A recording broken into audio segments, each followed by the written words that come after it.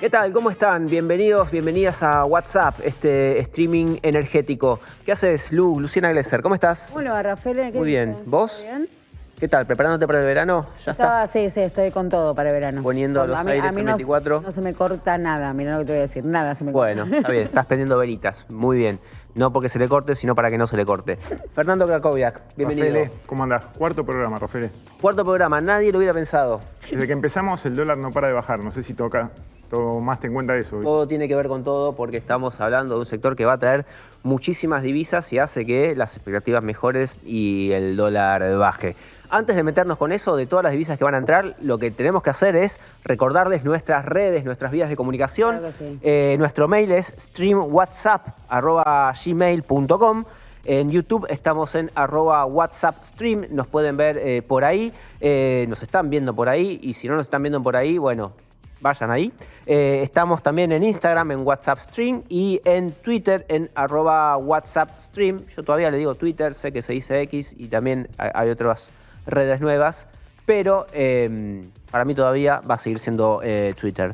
Bueno, agenda de la semana, vino bastante movidita, hablábamos medio en broma, medio en serio de lo que va a ser el flujo de divisas del sector energético y algo se empieza a mover. Tuvimos dos anuncios grandes de inversiones prometidas vinculadas al RIGI, a este régimen de incentivo a las grandes inversiones, a esta gran paleta de beneficios fiscales, arancelarios, cambiarios que se les ofrecen a las empresas que hundan mucho capital.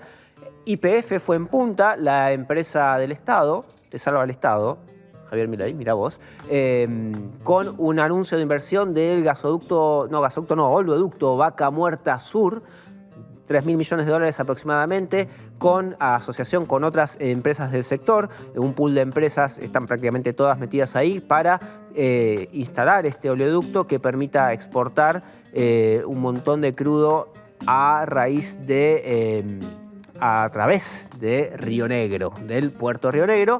Se suma también a lo que anunció PAE, que junto con Golar ya había dicho iba a traer este buque licuefactor para poder exportar ahora sí GNL. Bueno, entre las dos son como 6.000 millones de dólares anunciadas en una semana para el sector energético, que van a empezar a producir divisas acá en el país.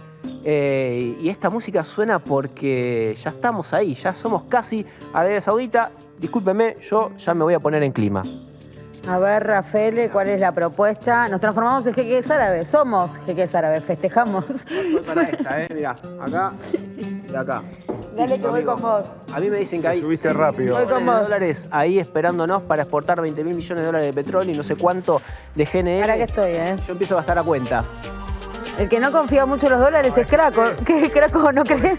Sobreestiman los anuncios, todavía hay que ir con cautela. Piensen que Añelo, ahí en la Vaca Muerta nuestra, recién va a tener gas natural el año que viene. Gas natural. Bueno. Es joda, Añelo, la ciudad que está pegadita a Vaca Muerta, todavía hay hogares sin gas por red. Exactamente. Así Estás que reforzando mi hipótesis. Porque ¿Cuál es? Arabia Saudita es medio así. O sea, exportás y están arriba del desierto. Está bien, levantaron ciudades a todo Claro. pedo ahí arriba, ¿no? Pero empezaron vendiendo para afuera, pero no se parece Añelo a Arabia Saudita. ¿no? No.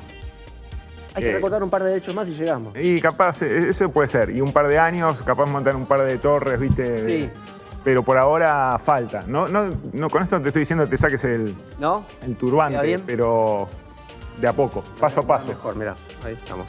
Bueno, pero a ver, tenemos un boom del sector. Sí. El año que viene ya va a ser una balanza comercial superavitaria para el sector energético. Vamos a exportar mucho más de lo que importamos. Y estas inversiones que buscaba el gobierno, bueno, se empiezan a materializar por este lado. Minería viene un poquito más abajo. El oleoducto que dijiste, proyectan llegar a exportar 700.000 barriles de crudo diarios. Y hoy Argentina exporta eso. O sea, Vas a duplicar. duplicar solo con ese anuncio del oleoducto que va a exportar desde Río Negro. El número que me habían tirado es 20.000 millones de dólares de acá a unos años. Sí, ya después empieza como una proyección difícil de precisar, pero por lo menos lo que se prevé para 2028, creo, es eso. Pero es un montón de... O sea, si vos sumas eso más el resto de lo que puede exportar Vaca Muerta, estás hablando de una cosecha más por año. Sí, no, si se cumplen esas previsiones va a cambiar la Argentina y obviamente la balanza energética sobre todo. Mirá. Porque también para agregar el petróleo ya está para ser exportado, no necesita ese paso que sí requiere el gas, que es la licuefacción, con lo cual Vaca Muerta, el superávit y esto que está generando viene directamente del aceite, del petróleo. El proyecto Vaca Muerta Sur, de hecho, tiene el acompañamiento de todas las empresas que participan y es un proyecto que también hay que decir viene en carpeta de YPF ya de la gestión anterior que tenía este proyecto, que hay que decir una vez más es un oleoducto dedicado plenamente a la exportación. Bueno, como la planta de GNL que YPF sigue intentando hacer ahí en Río Negro, también viene de la gestión anterior, esta gestión lo mudó, iba a ser en Bahía Blanca, ahora va a ser en Río Negro, pero sigue ahí, siguen a la búsqueda de inversiones y en los dos casos es lo mismo, es primero asegurar un vehículo de inversión, en este caso el RIGI, que permite inscribir el proyecto, garantizarse... Ahora, me voy a sacar esto porque no soy tan jequeara, me parezco más la Trinidad, ¿no? Y con eso, bueno, yo te voy a seguir así, si no me quedo solo. No, y con eso sí ir a buscar los inversores que hacen falta, garantizando que en el caso del oleoducto, bueno, están ahí metidas PAE, va a estar Pampa también, se espera que se sumen Shell, Chevron y Plus Petrol, y bueno, y que con todo ese pool de empresas se construya ese gasoducto cuyas los caños los va a poner Techín, o sea, está todo el sector ahí metido en ese... ¿La construcción también la va a hacer Techín? Parece que sí. ¿Cuándo se abren los sobres? ¿Ahora, no? ¿La semana que viene? Ahora empezaba, sí. Yo estuve hablando ayer con alguna gente que me decía que Techín estaba muy en punta eso, ya estaba garantizada la venta de los tubos, digamos, y bueno, la construcción seguirá por ese lado. Pero no todo es Arabia Saudita, no todos son dólares que vamos a empezar a ver llover, como maná. Primero hay que pasar el verano. Sí, también decir que esto se tiene que aprobar, ¿no? Todavía está en la comisión evaluadora, dólares que van a venir escalonados y tenemos esta urgencia, ¿no? Está bien, pero digo, primero hay que pasar el verano. ¿Por qué? Porque tenemos enfrente la crisis climática, tenemos enfrente la crisis energética, tenemos ya acá a la vuelta de la esquina y empieza a haber novedades, Lu. Así es, bueno, arrancó Plan Verano en la provincia de Buenos Aires en este contexto donde desde la Secretaría de Energía de Nación ya admiten que va a haber cortes, sitúan todos el problema en la generación, aumentando la generación y en este sentido el gobierno de la provincia reforzó las unidades generadoras móviles que se ponen en los nodos críticos. Que son estos trailers, estos generadores un poquito más grandes. Temporales, claro, son como unos generadores más grandes, los que se suelen ver en situaciones de cortes prolongados, que ponen las distribuidoras justamente en estos nodos críticos para reforzar la oferta de megas en el sistema. En este caso se trata de 24 megavatios que van a sumar a Areco, 25 de mayo, 9 de julio, Pergamino, General Viamonte y Mar del Tuyú. Pero en paralelo, y creo que esto es lo que distingue realmente la política energética de la provincia de Buenos Aires respecto a Naciones, que en paralelo encara una obra de infraestructura que es el corredor eléctrico que va de Henderson, pasa por Pehuajó y termina en Villegas. Lo propio hay que ver con lo que pase en Mercedes y Bragado, que son localidades que venían sufriendo mucho cortes y crisis en el sistema y a partir de las obras de potenciación del sistema eléctrico que se hicieron a lo largo de este año, bueno, justamente no van a necesitar estas unidades generadoras temporales. Sí, estamos en esta distopía media rara en la cual somos casi una potencia energética, vamos a exportar un montón de gas, de petróleo. Pero no tenemos luz. Pero no tenemos luz. Bueno, todo no se puede. Y además de no tener luz, tenemos salarios que cada vez en mayor parte se destinan a pagar servicios que no terminan de satisfacer nuestras expectativas, que tampoco digamos que son muy altas. Con solo tener luz estamos hechos. Que no se corte. Que no se corte, sí.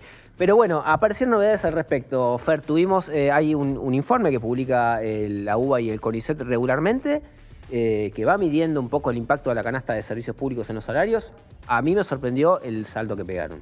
Sí, es el Observatorio de Tarifas y Subsidios de la UBA que va midiendo desde diciembre del año pasado, porque toma los últimos 12 meses, cómo va incidiendo la tarifa de los servicios en los salarios. Mirá, ahí lo vemos, ahí tenés ese gráfico de barras que ves ahí, es el peso de los salarios, el peso de las tarifas en los salarios. Tarifas estamos hablando de transporte, luz, agua y gas. Venías diciembre y enero, un salario promedio destinaba a un poquito más del 5% al pago de los servicios. Y saltó a más del doble. Sí, está en 11,6. 11,6 ahora noviembre. En noviembre, efectivamente. Sí. Eso incluye no solo lo que es energía, sino transporte, que se lleva un porcentaje alto porque el transporte público ha subido mucho. Sí. Pero en el mismo informe tenés también cuánto del salario promedio de la economía se lleva solo luz y gas. Y vos tenés, y está discriminado por segmento. Viste que en energía está el N1, el N2 y el N3. El que no paga subsidio hoy, el que no paga subsidio, por lo menos paga una pequeña parte, porque no es que no paga nada. Ingresos altos. El de ingresos altos, ese destina el 5,3% de su salario promedio a luz y gas. Y te digo que está más o menos en línea con países, por ejemplo, como España. En España está la tarifa obviamente mucho más cara. Si vos, el promedio de la tarifa de luz traducido a pesos, sí, son unas 70 lucas. Es más caro que el promedio acá, no llega a 70 lucas porque vos promediás sectores bajos, medios y altos.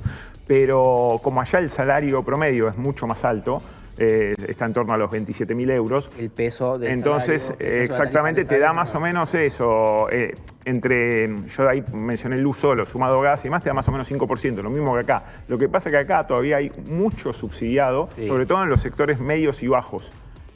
Vos pensás que los N1 casi no pagan subsidio, pero los N2, que son los sectores bajos, todavía tienen un 68% de su tarifa subsidiada.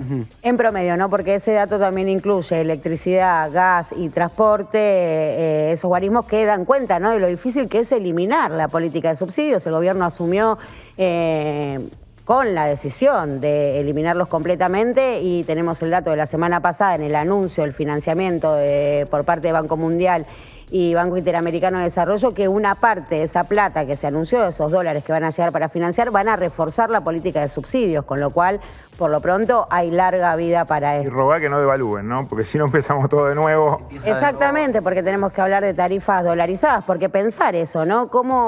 ¿A qué está asociada la tarifa? Cuando dicen está atrasada, se nos atrasó la tarifa. Bueno, generalmente es a dólar o inflación, pero no está relacionada con el costo. ¿Cuánto vale generar un mega en la Argentina? ¿Cuánto vale producir una molécula de gas? No hay una asociación directa cuando se habla de actualización al costo o a la rentabilidad, ¿no?, que son las dos grandes X de la fórmula energética argentina. Nunca podemos despejar cuánto vale hacerle y cuánto están ganando las empresas.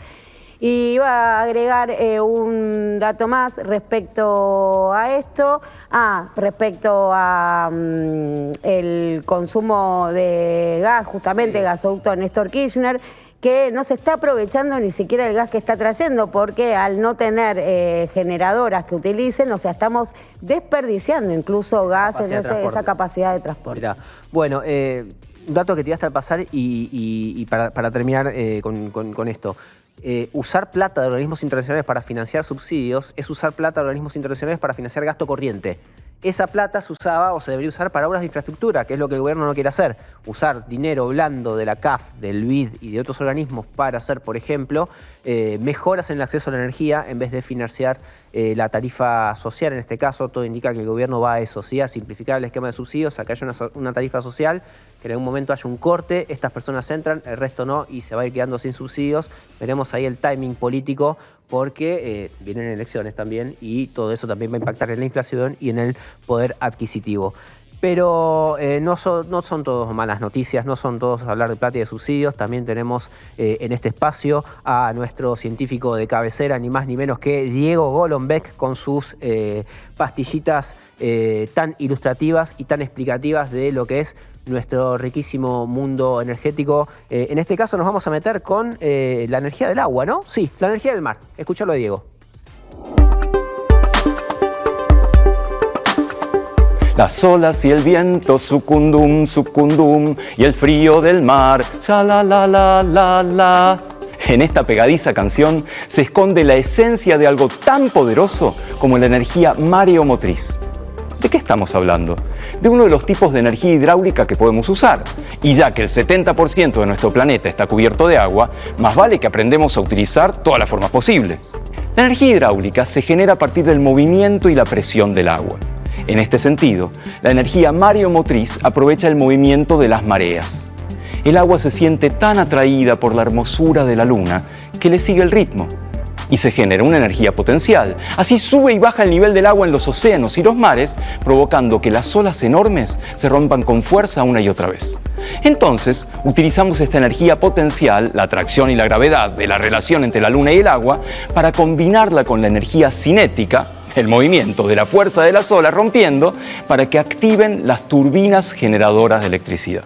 Con una lógica parecida, tenemos la energía undimotriz. En este caso, en vez de utilizar la fuerza del mar cuando rompen las olas, lo que se utiliza es el bamboleo del subir y bajar del agua. En este caso se utilizan distintos sistemas de flotación, como por ejemplo las boyas, que nuevamente aprovechan la energía potencial y cinética para activar las turbinas generadoras. Argentina tiene toda la extensión de su costa sobre un mar superpotente como el Atlántico. Esto nos ofrece un potencial excelente para explotar tanto la energía mareomotriz como la undimotriz. Sin embargo, estas tecnologías todavía están en etapa de desarrollo piloto muy incipiente. Seguramente, con el interés por tener más fuentes de energía y no depender tanto de combustibles fósiles, esta sea una enorme ola a la que nos podemos subir para surfear la crisis energética.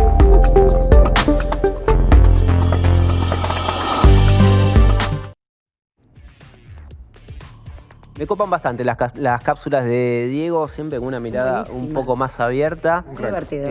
Bajándote a tierra también, temas bastante complejos, así que es un lujazo que nos damos.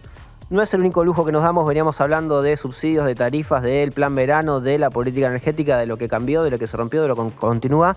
Y vamos a seguir con estos temas con nuestra primera entrevistada del día de la fecha, Cecilia Garibotti, ex subsecretaria de Planeamiento Energético y directora de la Fundación Encuentro. Cecilia, bienvenida, gracias. Gracias a ustedes por la invitación.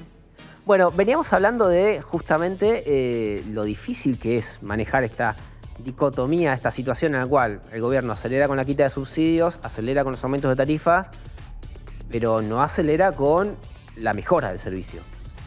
Claro, y yo ahí tendría algo para discutirte. Nosotros terminamos el año pasado, en noviembre, con una situación donde, por ejemplo, las poblaciones mayores ingresos pagaban sin subsidios ya, pero una tarifa además muy razonable. ¿Y qué es lo que sucedió? Y acá hay un punto que creo que también mencionaba Luciana antes, ¿no? ¿Cuál es el costo de la energía? Es lo que estamos viendo en tela de juicio. El subsidio energético es la diferencia entre lo que te sale generar energía y lo que la gente paga, ¿no? Sí. Entonces, si nosotros decimos la energía sale 70 y la gente está pagando por, ya sea el programa de subsidios de la segmentación o por tarifa social o por distintos programas que han existido, paga 20, la diferencia ahí, ese es mi subsidio. Ahora, nosotros tenemos una situación donde, ¿por qué seguimos subsidiados? Porque el costo de la energía aumentó en muchos casos en dólares, más de un 40-50% en dólares. Entonces, ahora estamos con un costo en dólares muy superior y también hubo una quita en el valor de los subsidios, pero seguís siempre subsidiado. Estás corriendo detrás de muchos aumentos que se dieron en la generación y, por lo tanto, seguimos viendo una situación muy complicada en la parte de subsidios. Pero no llegamos ni siquiera a la parte del servicio con eso solo. Estamos viendo decisiones de política pública que han elevado el costo de generar energía. Pero en términos reales los subsidios bajaron fuerte, un 35% por ahí. O sea, el gobierno está reduciendo los subsidios. Los subsidios bajaron y los subsidios efectivamente se han reducido, pero vos ¿por qué seguís subsidiado? Porque el costo de energía se aumentó un montón. Entonces, lo que también tenés que mirar es, seguís teniendo un subsidio, estás pagando mucho más caro y seguís teniendo un subsidio. Y esa es una parte bastante llamativa del esquema actual.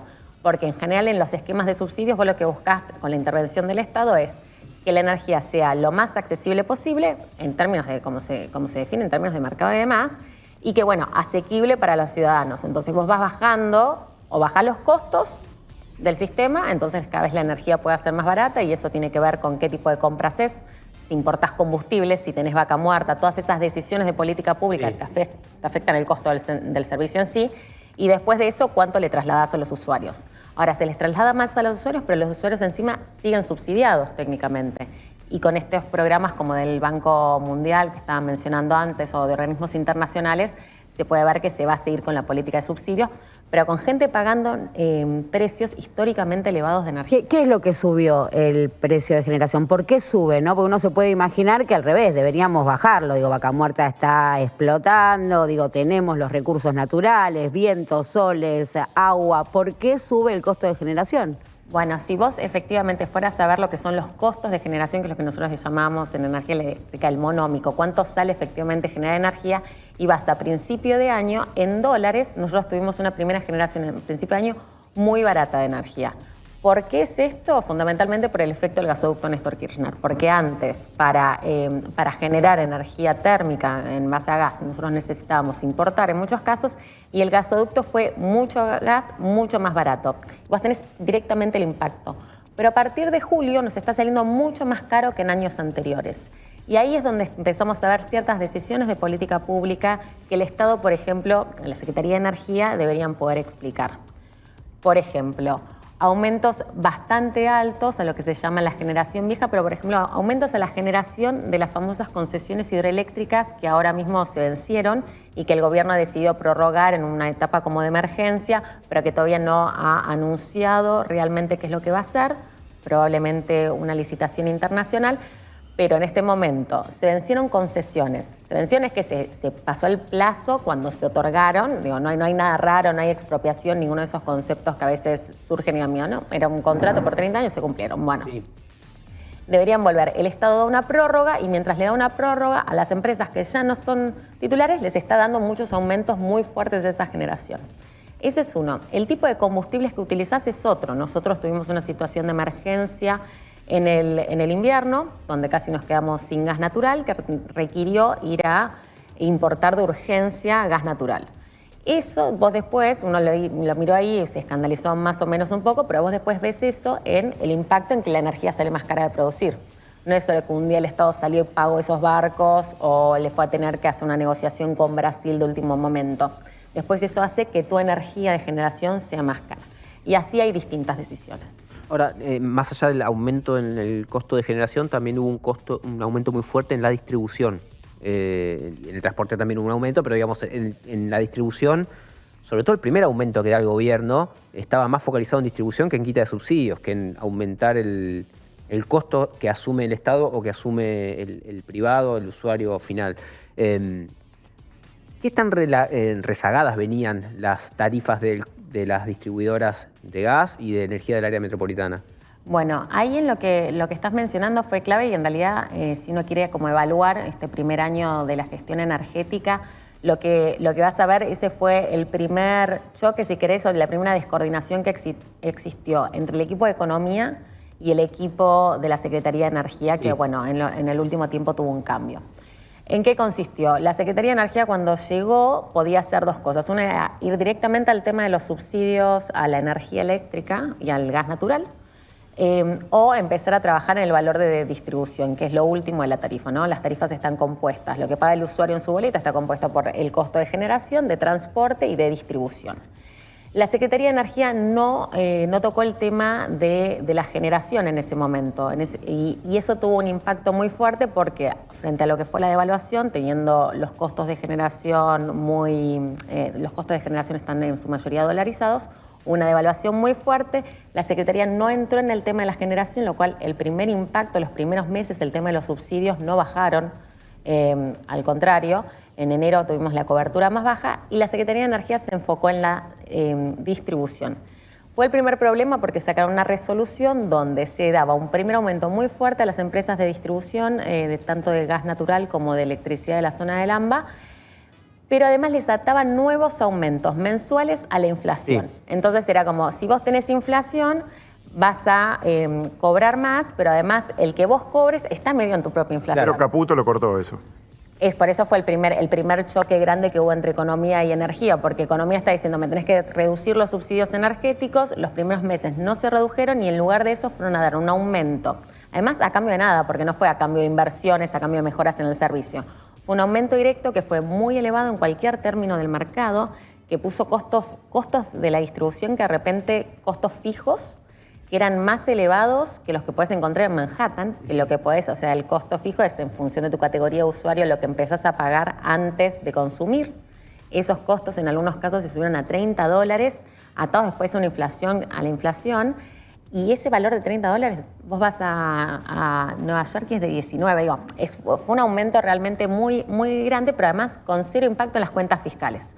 Y ¿Ahí qué pasó? ¿Chirilo se pasó de rosca porque era muy cercano a las distribuidoras? Porque él tenía como asesora a Carlos Bastos, que está cercano a las distribuidoras también. ¿Cuál es la razón? Yo, la verdad que la razón ahí no se explicó en su momento y no la puedo decir. Yo sé que en ese momento, hasta dentro de las empresas distribuidoras, muchas decían esto es demasiado. Porque además que era... No, pero es demasiado porque... No pedimos porque, tanto. No, toma. Es que no pedimos nada, quiero algo que sea más creíble. O sea, si me das una cosa que es tan grande que no me la puedes cumplir al mes porque el ministro de Economía no está en la misma línea, es peor. Y además con todo el impacto que eso tuvo, el impacto en las familias, el impacto en la cobrabilidad, digo, el impacto hasta en cómo se ven a las empresas, algo más razonable y que pueda sostener el tiempo. Cecilia, llegamos acá también en parte porque, sobre todo lo que tiene que ver con distribución, las tarifas hace rato que vienen muy tensionadas, retrasadas, después tenemos los interregnos de que, bueno, ganó el macrismo y subió de golpe las tarifas, ahora pasa lo mismo con el gobierno de Javier Milei, pero en el medio hubo varios años de que la tarifa no acompañaba o los costos o la inflación, los costos salariales, digamos, la inflación, y por lo tanto también tampoco acompañaba o permitía financiar inversiones. Y hoy tenés la red que está, la red de distribución, en el área metropolitana bastante colapsada en lo que es electricidad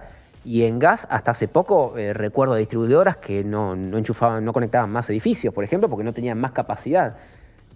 ¿Qué se pudo haber manejado de otra manera para no llegar a esa situación tan crítica? No, efectivamente, en el gas natural uno de los límites que tienen las distribuidoras para aceptar nuevos usuarios es esto, la factibilidad de suministro. Si agrandar la red se repaga o no se repaga con las tarifas. Y ahí hubo distintos instrumentos regulatorios que se probaron en distintas etapas con mayor o menor impacto. En general, cuando vos lo revisás, eso se revisa en el marco de las revisiones tarifarias.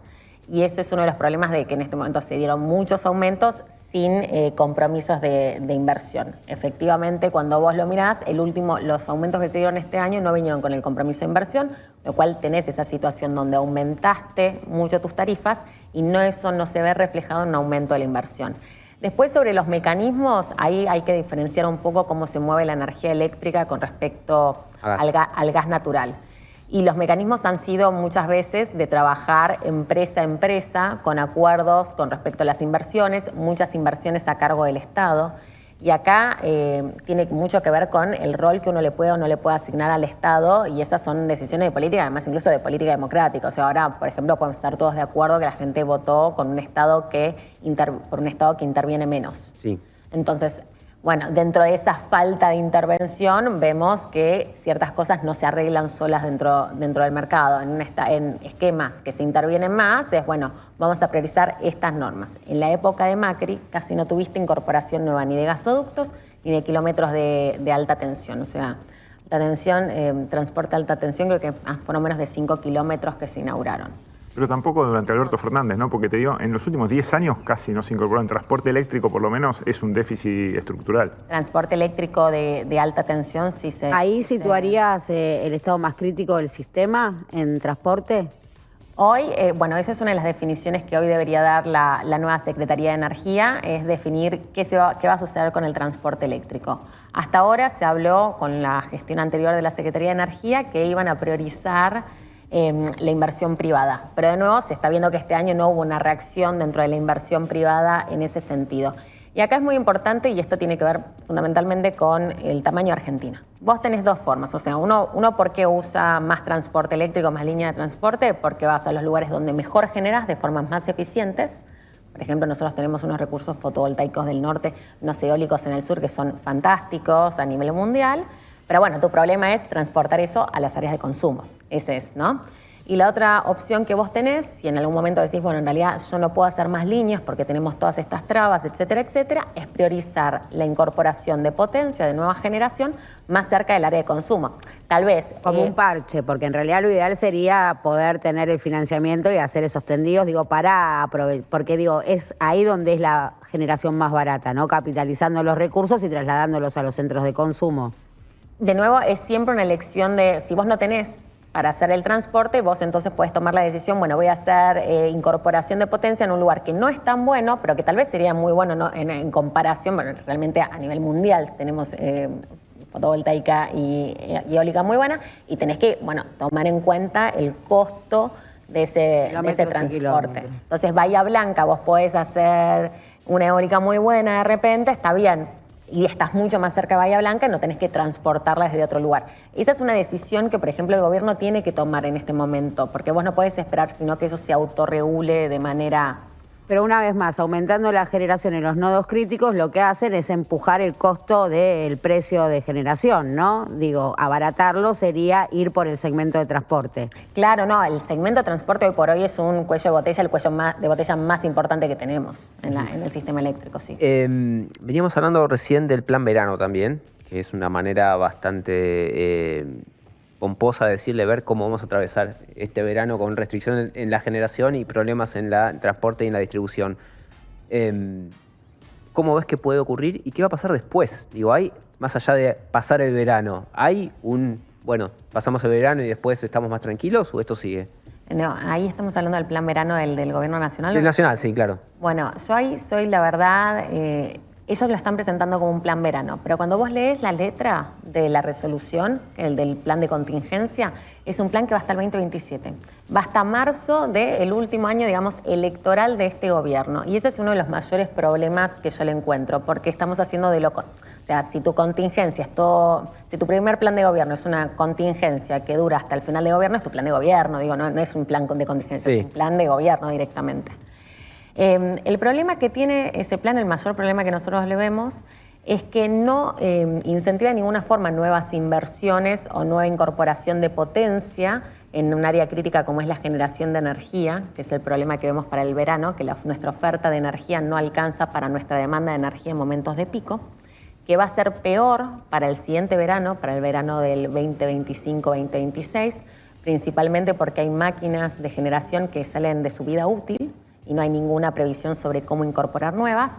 Y este plan lo que dice es, bueno, primero, no pone incentivos para nueva generación. Lo que hace es, bueno, para estas máquinas más viejas, para que lo pensemos, o sea, vos tenés un auto, lo podés cambiar o podés seguir poniéndole plata para arreglarlo cuando ya tiene 40 años. En un momento arreglarlo cada vez es más caro y ahí vas viendo cuánto te sale un auto nuevo. Bueno, el plan lo que dice es, vos seguís poniéndole plata a la máquina y después vemos qué pasa. Ahora, si eso termina en el 2027, esa máquina, ¿qué vas a hacer? La sacas de funcionamiento, tenés el mismo problema. No resolviste nada estructural y le fuiste metiendo más plata. O sea, en algún momento tenés que ver cómo cambiás. Con lo cual va a seguir aumentando el costo de generación. Sí, porque cada vez son más caras de mantener. Y por el otro lado, hay unos incentivos para las industrias para que no consuman, que es algo llamativo desde el lado de cuando estás en una recesión. O sea, vamos a estar pagando, los usuarios, las familias, vamos a estar pagando para que las industrias no consuman. Eso ya es algo extraño. Pero además es, ¿quién lo fiscaliza? O sea, yo soy una industria, te digo, iba a consumir 100 y después consumo 80. ¿Cómo fiscalizas cuánto realmente esa industria iba a consumir? Y genera muy pocos incentivos para cualquiera de las otras cosas que son muy importantes en este momento, como incorporación de eficiencia dentro de las empresas. O sea, yo soy una empresa, puedo elegir entre decirte consumo tanto o poner programas de eficiencia para consumir menos. Nada, te digo que consumo más, no tengo ningún incentivo para estar consumiendo menos. Cecilia, te hago una consulta respecto al costo de generación. Es cierto que por estas cuestiones que decís vos el costo va a aumentar, pero también es cierto que se importaba mucho GNL y que el año que viene prácticamente no se va a importar. El saldo entre esas subas de generación y la menor importación, ¿no puede dar un promedio de menor costo de generación el año que viene? Yo creo que debería bajar el costo de generación. Ahora, si vos cada vez que bajás el costo, por ejemplo, el costo de GNL, vos le das un aumento a un nuevo segmento, como sucedió con las distribuidoras, como sucede con la generación vieja. Si el año que viene, porque la gente ya está acostumbrada a un cierto valor, al momento en el que baja el valor de generación en el invierno, vos ahí agarrás y decís, bueno, entonces te triplico el valor de la nuclear y al final el usuario termina pagando lo mismo. Entonces lo que se tiene que poder explicar es cuál va a ser justamente este orden de priorización o cómo lo van a organizar, porque si no, todas las previsiones, gracias al gasoducto, gracias a la obra pública que se pudieron hacer, te terminan no sirviendo. Cecilia, muchas gracias por tu tiempo. Muchas gracias a ustedes por la invitación. Bueno, muy interesante la charla. Vamos a seguir hablando sobre el verano que se viene y sobre la complejidad de este país que tiene vaca muerta, que tiene todos esos dólares debajo de la tierra, pero tiene un problema crónico para abastecer energía a su ciudadanía. Pero en otro momento. Ahora nos vamos a meter en otro tema, un informe que preparamos para ustedes, para meternos en el mundo de las estaciones de servicio, con una pregunta que vamos a tratar de responderles. ¿Por qué los precios de la nafta son tan distintos en una parte del país o de otra, o incluso de una ciudad a otra? Vamos a verlo.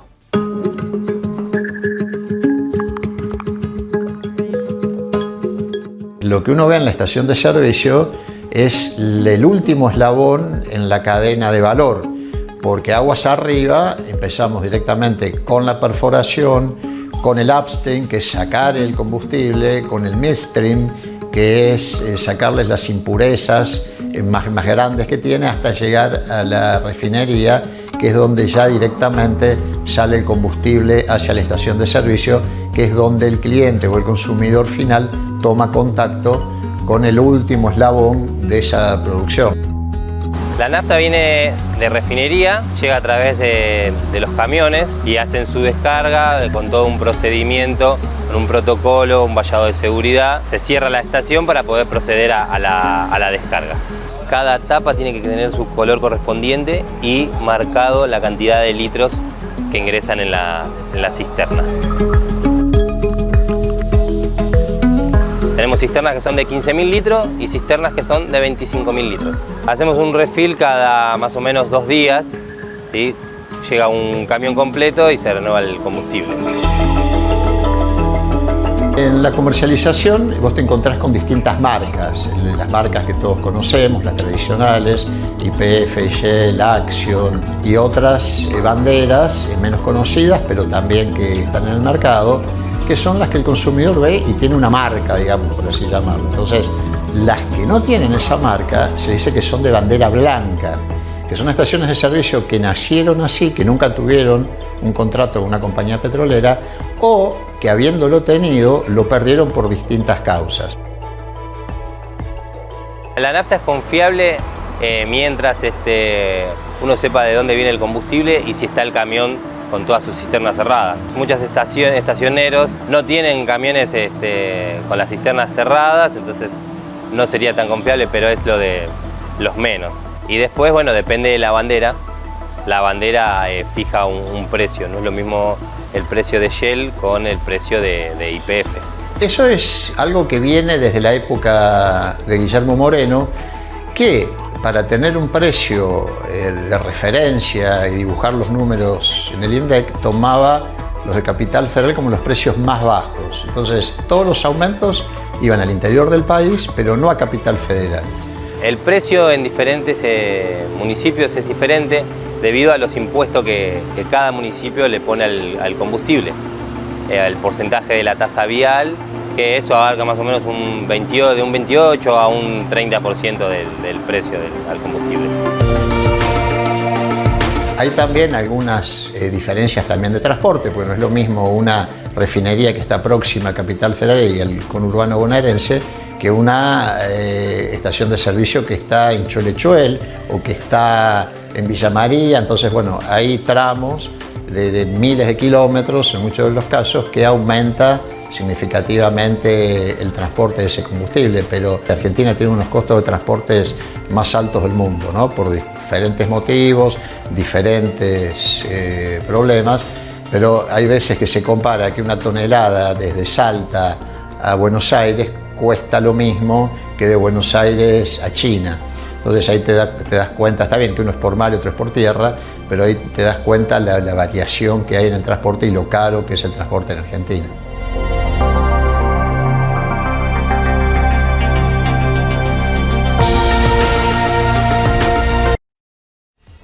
Datazo ese, de que es casi tan caro o cuesta lo mismo llevar el transporte, la nafta al norte del país de lo que cuesta mover una mercadería de China al puerto de Buenos Aires o de Rosario en este caso. Nada, me quedé pensando en eso. Hay otra cosa que me dejó bastante roto, la palabra es roto, es fin de año y estoy bastante roto y esto me deja todavía más roto, que ocurrió esta semana, que es un tuit del subsecretario de Políticas Universitarias de la Nación. Hablamos de Alejandro Álvarez. De la nada, el galleguito, sí. De la nada se sube a una historia que sube Brett Winton, emprendedor del palo tecnológico, del palo de Elon Musk, por ejemplo, donde cuenta en una larga historia que, bueno, todas las tecnologías que está desarrollando la humanidad con esta ambición de colonizar Marte, bueno, son muy aprovechables para mejorar nuestra calidad de vida en la Tierra. Entonces, Álvarez se sube a este tuit diciendo: Argentina puede ser proveedor de reactores modulares pequeños para las bases en la Luna y Marte. Como la estratosfera de Menem. Claro, pero lo que me llamaba la atención es que mientras Álvarez tuitea esto, el gobierno está frenando todas las inversiones que hace o que venía haciendo Argentina justamente para desarrollar este tipo de tecnología. ¿Cómo? Bueno, pero lo van a hacer otros, no Álvarez. Está bien, no sé. A quien le vamos a preguntar quiénes otros van a hacer este tipo de desarrollos con los cuales vamos a colonizar Marte es a Nicolás Malinowski, que es un especialista en energía nuclear. Bienvenido, Nicolás, ¿cómo estás? Bien, ustedes, muchas gracias por la invitación. Bien. Bueno, vos, lo de capo está por verse. Vamos a ver si cumple con ahora vas a ver cuando lo altos chequees. estándares. Pero, a ver, ¿en qué estado quedó lo que era la obra del reactor CAREM, este proyecto argentino de, entiendo yo, reactores nucleares de pequeña escala? Sí, bueno, Argentina venía haciendo vanguardia en lo que es los SMR, que ahí menciona el subsecretario, que dice que los vamos a exportar a Marte, pero bueno, desde que entró este gobierno y canceló la obra pública en diciembre del 2023, el sector nuclear no quedó exento a eso y se paralizó el financiamiento para el reactor CAREM, que venía en construcción desde 2014, que está bajo una ley, que es la 26566, y la verdad, digamos, es que se están desarmando los equipos y hay una paralización de la obra que estaba en un 60-70%, y con esto estamos perdiendo la carrera tecnológica en el mundo, porque todavía, o sea, Argentina fue el primer país en justamente en empezar a invertir en este tipo de reactores, pero ya está China, Estados Unidos ya está haciendo sus reactores, y ahora si desfinanciamos estos reactores, este proyecto que estábamos haciendo, que es el CAREM, bueno, vamos a quedar fuera de esa carrera, ¿no? Una pregunta, perdóname, Fer, para dar un paso previo. Sí, perdón, ¿Cuál es la importancia de estos reactores? ¿Qué permitirían?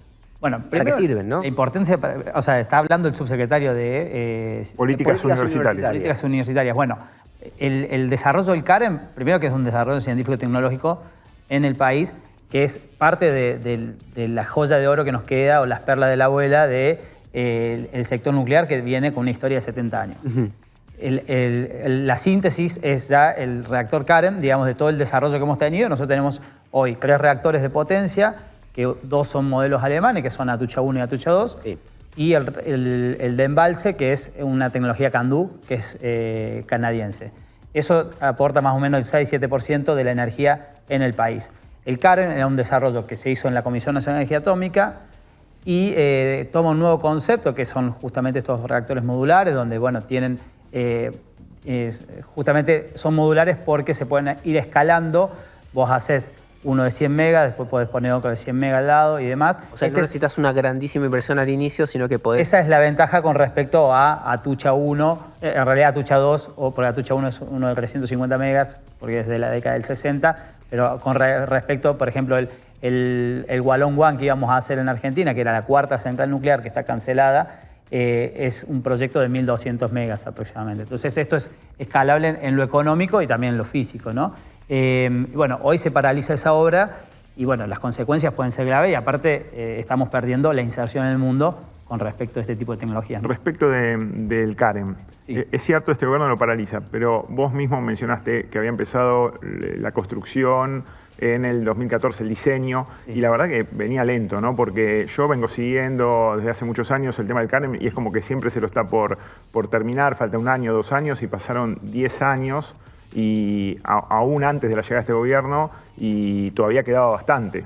Yo creo que el problema de infraestructura que estamos teniendo en el país, o sea, no, es más allá del sector nuclear, recién ustedes lo conversaban en la entrevista anterior, y justamente tiene 10 años porque es el cambio de gestión que hubo del 2015 al 2016 con el fin del último gobierno de Cristina, con las 3 décadas de esos gobiernos que se hicieron grandes planes de infraestructura, de la mano de Julio Devido y demás. Con algunos pueden estar de acuerdo o no, pero fueron las grandes expansiones, y el sector nuclear justamente se relanza en el 2006 de la mano de Néstor Kirchner y continuado por Cristina que se plasma en la ley 26.566, que en esa ley teníamos el CAREM, finalización de Atucha 2 y la extensión de vida de embalse. Por eso hay que hacer un poquito de historia. Nosotros hicimos... No, la extensión de vida se hizo y Claro. Atucha 2 se terminó, es un gran logro, pero aún durante el gobierno de Alberto, el CAREM se hizo Claro. muy poco. Pero por eso estaba haciendo un poquito de historia. Nosotros tenemos, se terminó Atucha 2, que es una obra que se había iniciado en los 80, se paraliza en los 90, se recupera con una gran gestión, digamos, estatal, digamos, de la mano de José Luis Antúnez con Nucleoeléctrica Argentina, donde se hubo que recuperar y formar todos los ingenieros físicos que trabajaron y técnicos que trabajaron en esa obra y se termina en 2015. Cuando se termina esa obra, los equipos pasan, y en paralelo se estaba ya haciendo toda la extensión de vida de embalse, y la Nucleoeléctrica Argentina, que es la operadora y constructora de centrales nucleares, pasa a gestionar esa obra. Se culmina en 2016 y en el medio, digamos, o sea, bueno, durante la gestión del macrismo, ahí empiezan los problemas dentro del sector nuclear, donde no nos olvidemos que el 20 de junio del 2018 se toma la deuda con el Fondo Monetario Internacional, 45.000 millones de dólares, y se paraliza el plan nuclear, porque ahí hay una paralización. De hecho, que estaba Julián Gadano como presidente de Nucleoeléctrica Argentina y subsecretario nuclear, donde se cancelan las dos obras con China, que era la cuarta y quinta central, y el CAREN empieza a tener ya problemas ahí, donde estaba Paolo Roca. Y la apretada que le pegó Estados Unidos al gobierno de Alberto Fernández Claro, también. y después, sí, ahí Por estaba eso, haciendo el reconto sí, histórico. sí. Después viene pandemia, 2 años paralizado, claramente, y después, en febrero o marzo del 2022, empiezan las recorridas de Laura Richardson, la jefa del Comando Sur de Estados Unidos, y la delegación de Can Asner. No, Asner es el apellido, Sí, no recuerdo el Asner, nombre. apellido, con Gustavo Vélez. Con traído Gustavo por Vélez, que era el topo dentro de la Secretaría de Asuntos Estratégicos del gobierno de Alberto Fernández, que respondía, y ahí también se veían las contradicciones ya entre lo que planteaba Alberto Fernández y el modelo de Cristina, ¿no? Que claramente el modelo de Cristina lleva adelante la gestión o tenía en su... Ahora, nuclear, ¿no? entiendo que Estados Unidos mete mucho freno a lo que era la negociación con China para los reactores, para la cuarta central nuclear. Pero, ¿de qué manera toca el desarrollo del CAREM? Bueno, justamente, o sea, por eso digo, en 2015 hay un quiebre en los desarrollos. Sí. Nosotros ahí teníamos un acuerdo con China, que íbamos a hacer la cuarta y quinta central nuclear, un modelo CANDU y un modelo Hualong One, que el Hualong One, la diferencia con los que tenemos nosotros son reactores de agua pesada y uranio natural, Enriquecido. levemente enriquecido, y la China iba a ser uranio, agua, o sea, nosotros tenemos agua pesada y esta iba a ser agua común, liviana, y uranio enriquecido. Entonces íbamos a adquirir una nueva tecnología en el país con nuevos desarrollos, sobre todo del ciclo de combustible que iba a administrar la Comisión Nacional de Energía Atómica. Cuando empiezan las injerencias de Estados Unidos, que nos frena el ingreso de China, indudablemente también te empieza a frenar el CAREM, porque eso es soberanía tecnológica y capacidad de autoabastecimiento energético y de dominar el sector nuclear, que es algo que Estados Unidos no quiere que suceda en la América Latina, digamos. O sea, el que domina el sector nuclear en América Latina es Estados Unidos y le frenó el acceso a China. Primero Estados Unidos dijo, no hagan el Hualón, que era la cuarta central, sigan con el CAREM, una vez que se cancela el Hualón, o sea, te va a cancelar el CAREM, seguramente. Malinowski, Ahora, sí. perdón, Sí, Drago, no, quería preguntarte por la política nuclear y este gobierno, porque evidencia, ¿no?, algunas contradicciones. Por un lado, bueno, son muy críticos con el proyecto CAREM, como recién marcaba Craco, con el grado de avance, digo, bueno, acá están los argumentos sobre la mesa. Por el otro lado, hace una defensa tibia, ¿no?, del desarrollo nuclear, quizás por el rol que está teniendo esa energía a nivel mundo, que después de un proceso de desinversión vuelve al centro de la escena. Preguntarte por qué, cómo es esa relación y sobre todo cuando uno ve, digo, la nómina salarial de los trabajadores de la Nucleoeléctrica Argentina, empresa que todavía sigue siendo el Estado, más allá del objetivo privatizador que no está logrando. Digo, los salarios son descomunales, con lo cual hay ahí un interés o algo que banca a sueldos de 30 palos, está cobrando hoy un laburante de NASA. No cobran eso los trabajadores de NASA. Yo soy empleado de NASA, por eso te puedo... Bueno, ¿autoridades? Autoridades Te voy a decir, cobran, tengo anotadito. no sé cuánto cobran, pero no los trabajadores. Sí hay una contradicción por parte... Porque sí ha habido, digamos, mala prensa con las empresas públicas para justamente avanzar sobre la privatización. O sea, Nucleoeléctrica Argentina es una de las empresas junto con ENARSA que sobrevivieron a todas las reformas de la ley de bases y seguimos en la nómina para ser privatizados, pero lo que hay, digamos, en eso, digamos, es un objetivo de generar una mala prensa para poder avanzar en la privatización, es lo que opino yo. Y a su vez, aparte no es cierto, digamos, te doy un dato, digamos, para revertir esa información. No, puede ser las autoridades nombradas por el gobierno. Una cosa es las autoridades que habría que eso, revisar, que son no un quise decir los presidente, un trabajadores. vicepresidente y tres directores más asesores. Los funcionarios. Me refería a los funcionarios, quizás fui, pero después, no por fui ejemplo, correcta. La situación salarial está tan caótica. Nuclear Eléctrica Argentina se caracterizó siempre por ser la que mejores salarios tenía respecto de la CONEA, que es la Comisión Nacional de Energía Atómica. Pero hoy es tan crítica esa situación que, por ejemplo, en la gerencia de ingeniería ya renunció el 10% del plantel, porque se está yendo del sector privado porque los sueldos no están alcanzando para llegar a fin de mes. Entonces, lo que está habiendo acá es no solo la paralización de proyectos como el CAREN, sino un desmantelamiento de las capacidades instaladas en esto de equipos técnicos, equipos humanos, que es lo que más cuesta después restituir. Entonces esta reivindicación es una suerte de la boca para afuera. La reivindicación, sí, esta reivindicación pública o en X, que es donde se pronuncia quizás... Sí, claramente, o sea, es una... Porque, o sea, creo que es contradictorio, o sea, lo que debe estar viendo el gobierno es que, por ejemplo, ellos que siguen tanto a Elon Musk o el modelo de las economía digital o de plataformas o las Big Techs, hoy está anunciando, por ejemplo, Google, Amazon y Microsoft dicen, bueno, nos vamos a volcar a la energía nuclear para generar nuestra energía para abastecer el desarrollo de inteligencia artificial, que es el gran conflicto que va a haber sobre la generación de energía eléctrica, quién abastece esa gran demanda, que es el desafío por los próximos años. De hecho, lo dijo Elon Musk, dice, los próximos conflictos van a venir por la generación de energía eléctrica. Entonces esas empresas tecnológicas se vuelcan hoy a la energía nuclear y bueno, este gobierno... Es más barata, hablando de los costos. Es más barato, es amigable con el ambiente y demás, pero a su vez... Es más barato, te hago esta consulta, la central de potencia que se iba a hacer, la Wallón, sí. Se hablaba de 8.000 millones de dólares. Y de inversión, sí. De inversión. Sí, sí. O sea...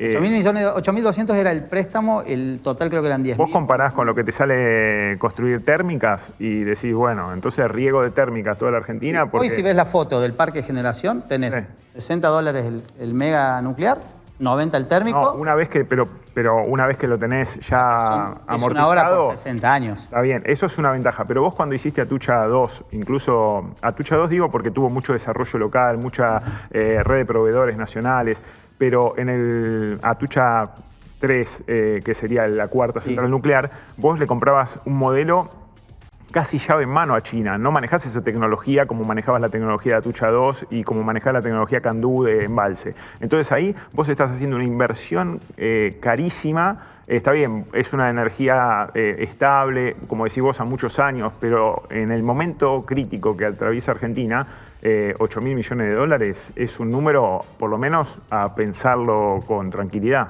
Sí, o sea, si lo pensamos, o sea, se fueron 45.000 millones de dólares por financiamiento en la deuda, digamos. Pero no es el mejor ejemplo. No es el mejor ejemplo. Si lo ponía China, ¿por qué te podríamos haber hecho 4 centrales nucleares con eso. No, eso... Bueno, pero lo amortizás. O sea, lo que tiene, que primero se amortiza porque es infraestructura. Segundo, es transferencia, o sea, era llave en mano, pero con transferencia de conocimiento y transferencia de ciclo combustible, digamos, era lo que se estaba negociando en los últimos pasos, digamos, con China.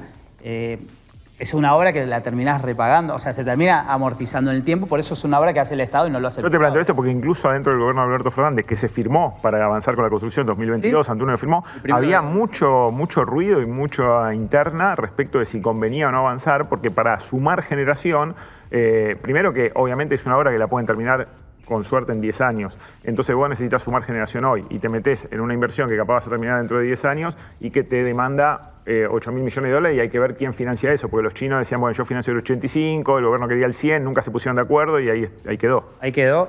De hecho, todavía está vigente la extensión que se hizo de ese contrato que se firmó en febrero del 2022 y se vence ahora a mitad o se vence este año o se está por vencer, si no se venció a mitad de año.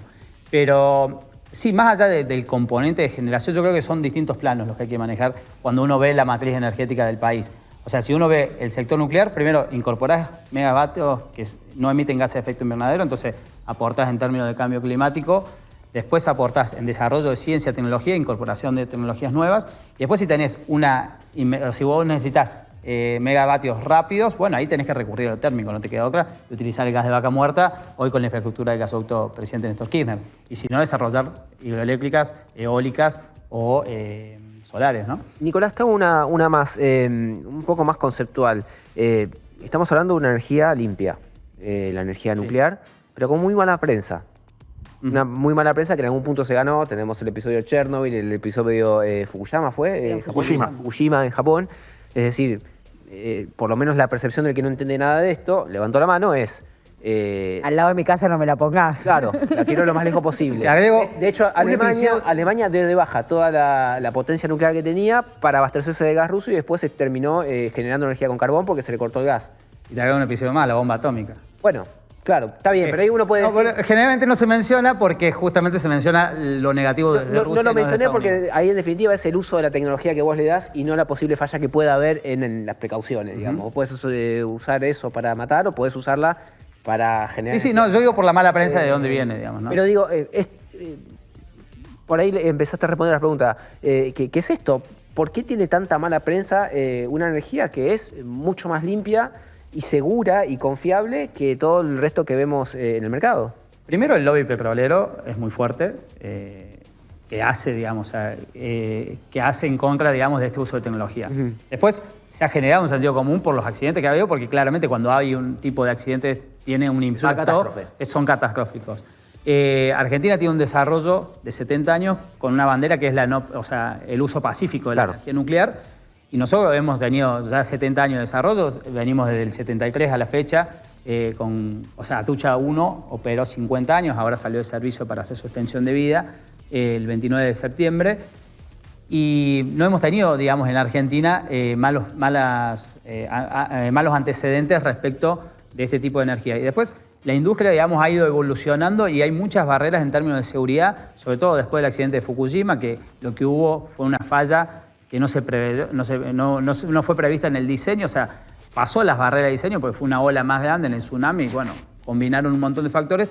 A raíz de eso, lo que hace el WANO, que es el organismo internacional que están todos los operadores de centrales nucleares, pone ciertas medidas, digamos, de barreras de seguridad y hace inspecciones, digamos, a todos los países. Nosotros somos miembros en Argentina y son los que establecen los estándares de seguridad, que son infinitos, digamos, o sea, son muchísimas barreras de seguridad que no lo tiene a lo mejor la industria petroquímica, digamos. O sea, entonces, las probabilidades de que ocurran accidentes son muy bajas y los beneficios en términos de la energía nuclear son muy altas y a su vez para un país como nosotros, que está en vía de desarrollo, perder este tipo de capacidades de desarrollo de ciencia, tecnología, si miramos solamente el costo de megawatt, por eso es más amplio la ecuación, digamos, lo que decía recién.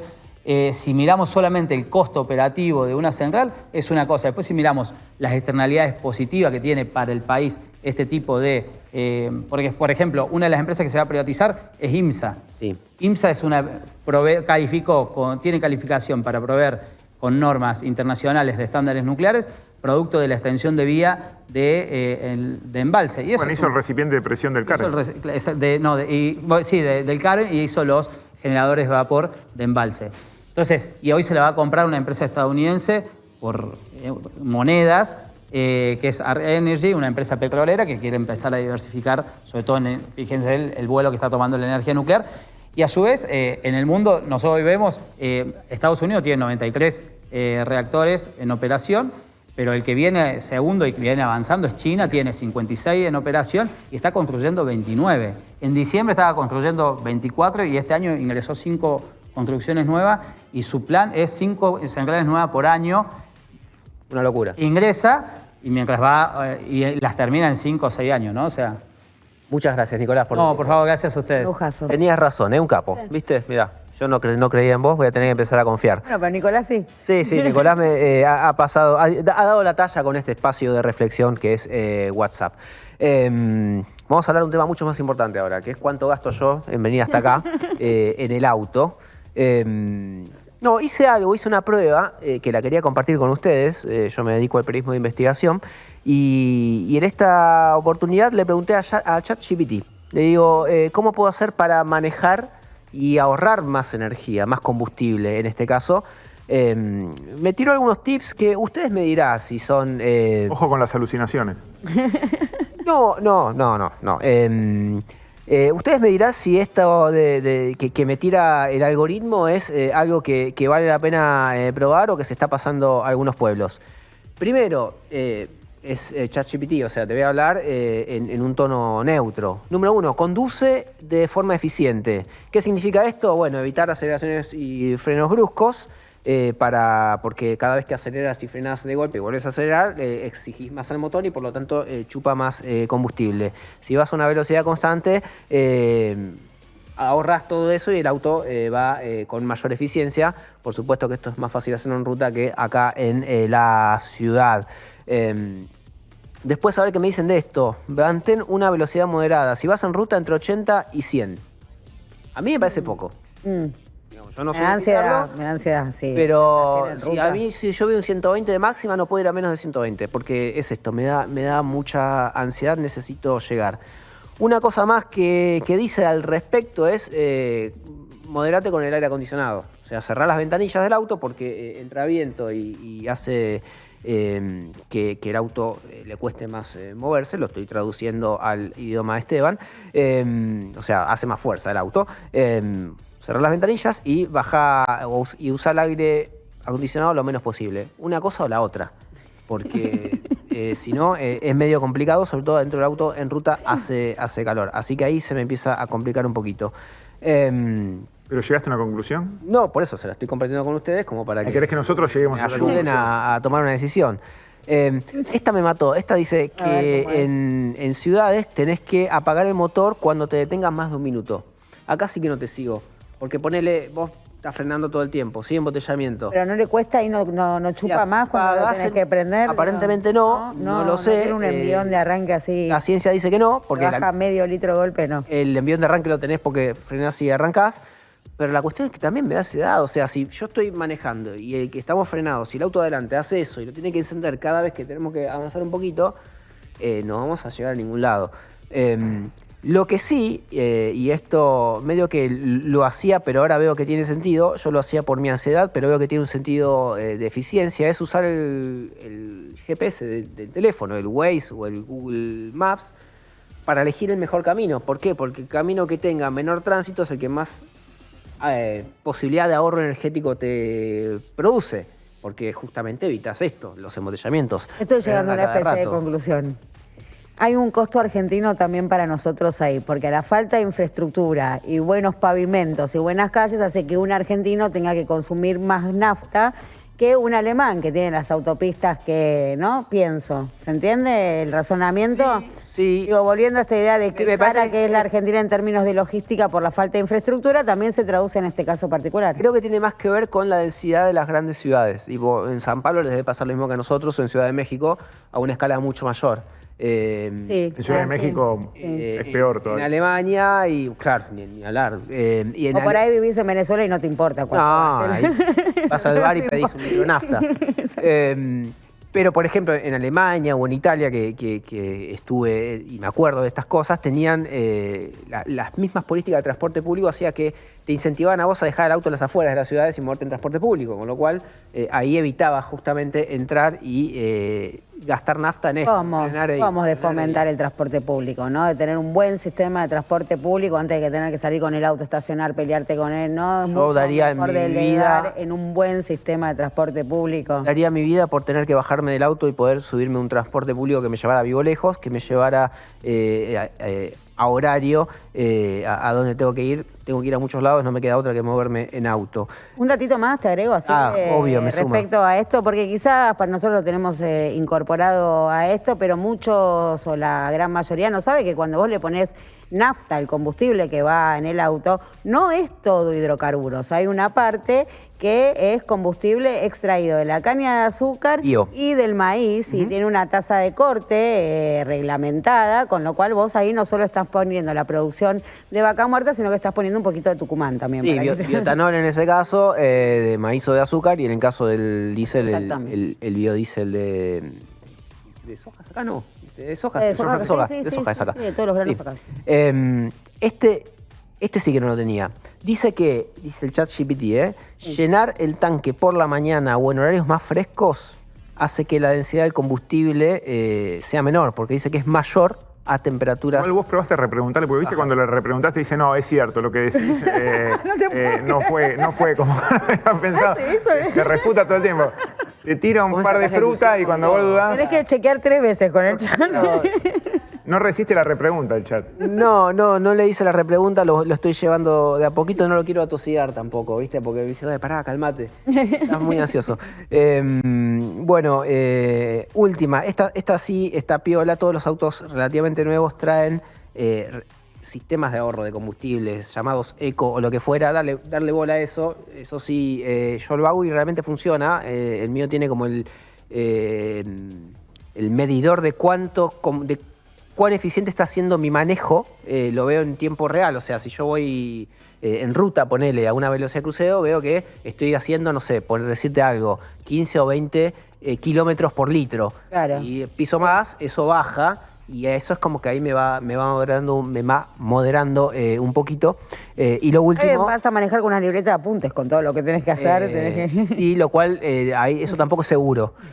Porque ir tomando apuntes a medida que manejo puede traerme otro tipo de problemas, aunque voy a ahorrar combustible, eso sí. Lo último, y esto sí, es las revisiones periódicas, tanto aceite, filtros y la calibración de las cubiertas. Tener la cantidad de aire, digamos, adecuada, hace que gastes menos combustible y también reducir el peso del auto. Así que no lleves el fiambre en el baúl, déjalo enterradito en otro lado y así vas a andar más seguro y vas a consumir menos nafta. No sé qué les parece, si los convencí de algo. Sé que no manejo, pero si no... Igual vos lees las notas y son más o menos esto, ¿eh? O sea, esto mismo que me dice. Porque las hacen con el chat GPT. O el chat GPT lee las notas. También puede ser. Las dos cosas. Las Las hacen con el chat GPT, después las lee el chat GPT. No se sabe qué fue primero. Y terminamos en un bucle intertemporal. Bueno, ha sido todo por hoy, amigos. Muchas gracias por estar ahí, por estar del otro lado. Gracias a ustedes por acompañarme, Fer. Muchas gracias por estar. Gracias, Lu. Un lujazo, ¿eh? El lujazo ha sido mío por estar con ustedes y con nuestros invitados. Y nosotros nos veremos la semana que viene en WhatsApp Stream. Síganos en las redes, ahí subimos contenido todo el tiempo. Y ahora sí, chau. Hasta la próxima.